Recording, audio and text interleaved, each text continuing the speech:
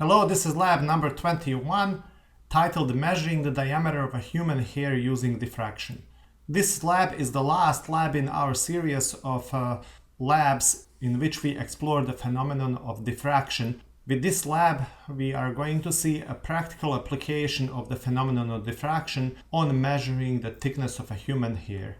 You can use a human hair or you can use a metal thin wire that's part of your kit to measure its thickness. It turns out that the diameter of a human hair is about 20 to 180 microns, and this thickness is on the order of scale of the wavelength of a visible light. So when a laser beam hits the human hair or thin metal wire of a size of a few tenths of a microns, it is going to create a very distinct diffraction pattern on the back screen consisting of a maxima and minima, and by measuring the distance between the two neighboring maxima or minima, we can translate that information into the thickness of the diffracting object, in this case human hair or thin metal wire. So once more, we are going to set an experiment in which we are going to be shooting the laser light through either a human hair or a thin metal wire. We are going to observe the diffraction pattern, and then we are going to conduct measurements and calculations to evaluate the value of the thickness of the diffracting object, be it a human hair or a thin metal wire from your kit.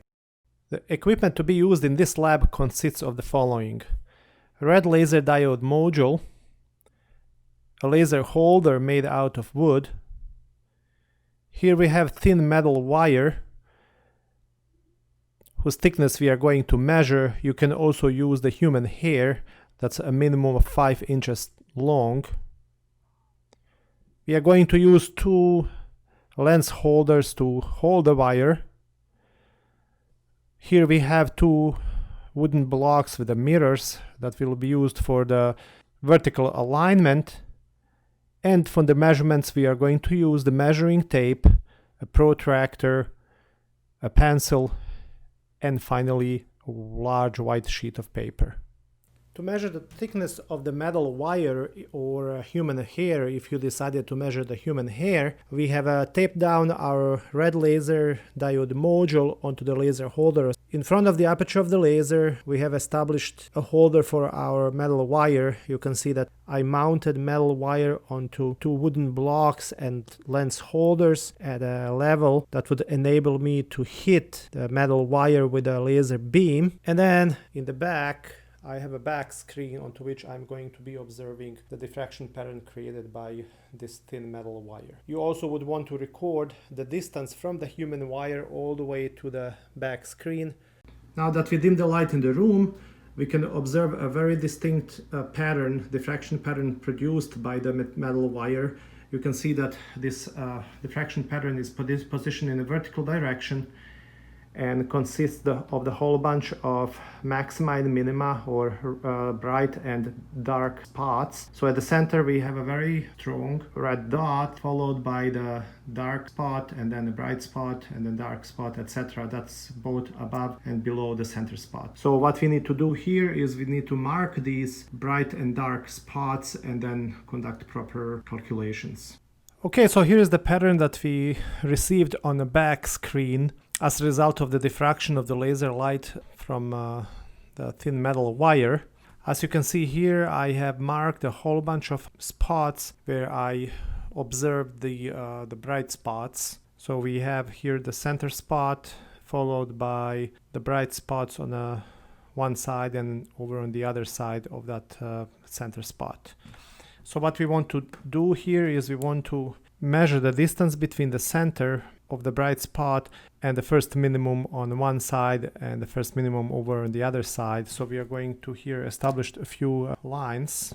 So this is my reference line, which is running through the center of the first bright spot. As you can see, I have also marked the distance of the first minimum on one side and the first minimum over on the other side relative to the center axis. And let's measure these 2 distances. So for Y1 up, I'm measuring about 3.5 millimeters.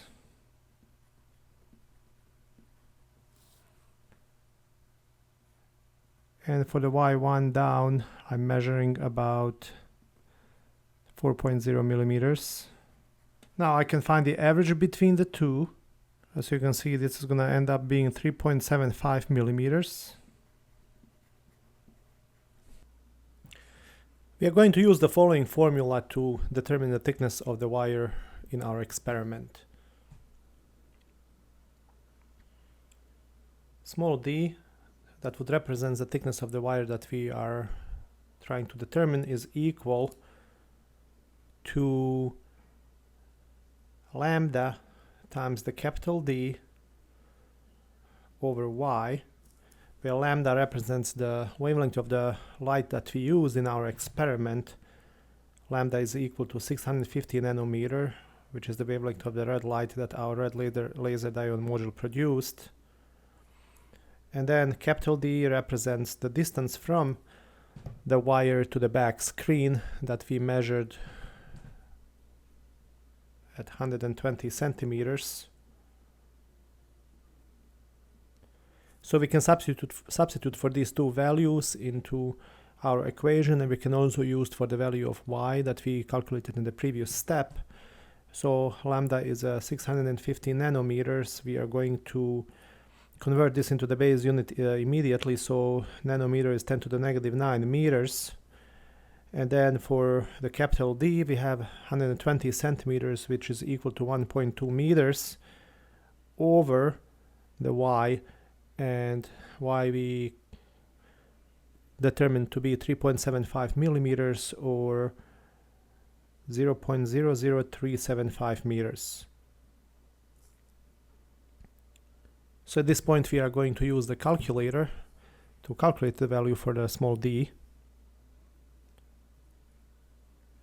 So we have 650 times 1.2 over 0.00375 times 10 to the negative 9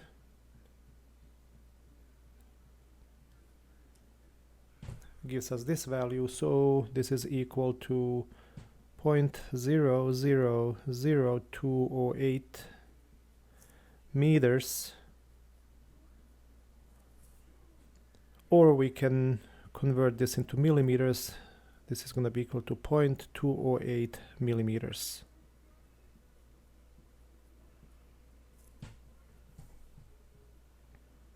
Now, it's important to note that in this experiment we used a gauge 30 wire, and if you search the internet you are going to find that the thickness or diameter of a gauge 30 wire is equal to 0.255 millimeters.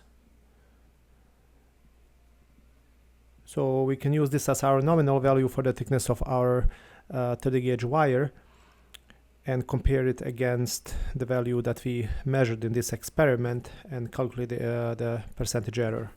So the percentage error is going to be equal to the absolute value of the measured minus the nominal over the nominal times 100. So in our case we have, for the measured value, we have 0.208 minus the nominal value 0.255 over the nominal value of 0.255 times 100. Again, we are going to use the calculator here. So we have 0.208 minus 0.255, 0.047. Absolute value is going to be 0.047 over 0.255 times 100 gives us the percentage error of 18.43%. So the percentage error is 18.43% for the experiment that we performed in this lab.